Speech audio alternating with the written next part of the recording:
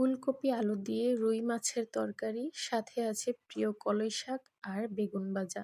আসসালামু আলাইকুম everyone, this is me Mahdiya. Here is another new video from it's Mahdiya.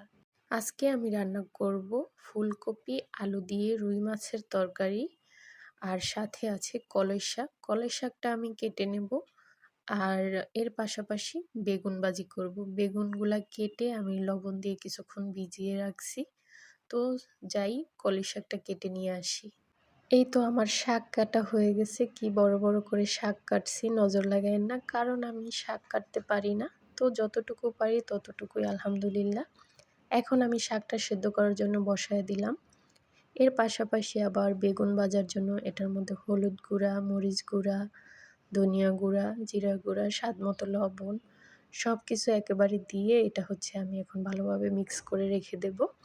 এর পাশাপাশি মাছ 3 পিস নিলাম, ওই মাছটাও হচ্ছে লবণ মেখে রেখে দিছি। শাক প্রায় সেদ্ধ হয়ে গেছে, শাকের মধ্যে হচ্ছে আমি এখন ফোড়ন দিয়ে দেব। তো পেঁয়াজ কুচি, রসুন কুচি আর হচ্ছে লাল মরিচ, শুকনা মরিচ আর কি, তো ওটা দিয়ে হচ্ছে ফোড়ন দিয়ে দিলাম। এই তো শাক ভাজা হয়ে গেছে। এখানে হচ্ছে এখন বেগুন ভাজার জন্য কড়াই বসিয়ে দিলাম, আর 1 পিস 2 পিস 3 পিস করে দিয়ে দিলাম বেগুনগুলো একটু লাল লাল কড়া করে ভেজে নেব, না হলে আবার আমার কাছে ভালো লাগে না। বেগুন ভাজা হয়ে গেছে, মাছগুলোও একটু ভেজে নেব। আর মাছ ভাজা হয়ে গেলে তেলটা সেঁকে নেব। মাছ ভাজা হয়ে গেছে, তেলটা সেঁকে নিয়ে কড়াইটা একটু ধুয়ে আবার হচ্ছে রান্নার জন্য বসায় দিলাম। তো এখানে আমি পেঁয়াজ রসুন হচ্ছে বেটে দিছি। বাটা মশলা দিয়ে কেন জানি কি খাইতে ইচ্ছা করতেছিল অনেকদিন যাবত, তাই হচ্ছে বাটা মশলা দিয়ে রান্না করতেছি। আর গুঁড়া মশলা, হলুদ, মরিচ, ধনিয়া গুঁড়া, জিরা গুঁড়া সব কিছু দিয়ে ভালোভাবে মশলাটা কষায় নিতেছিলাম। কষানো হয়ে গেলে আমি সবজি বলতে ফুলকপি আর আলু দিয়ে দিলাম। এটাও কিছুক্ষণ কষায় নিলাম ভাজা ভাজা করে। এরপরে হচ্ছে পরিমাণ মতো পানি দিয়ে মাছগুলো দিয়ে দিব। তো মাছ দেওয়ার পরে এটা আমি কিছুক্ষণ রান্না করব। তো রান্না করে আসতেছি।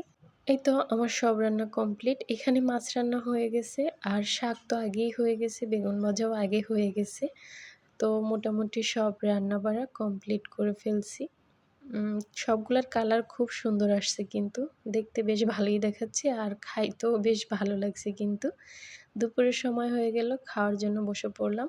সবার আগে প্রিয় কলই শাক দিয়ে খাওয়া শুরু করলাম। বেশ মজার ছিল শাকটা। ভাত খেয়ে বিদায় নিচ্ছি। আল্লাহ হাফেজ।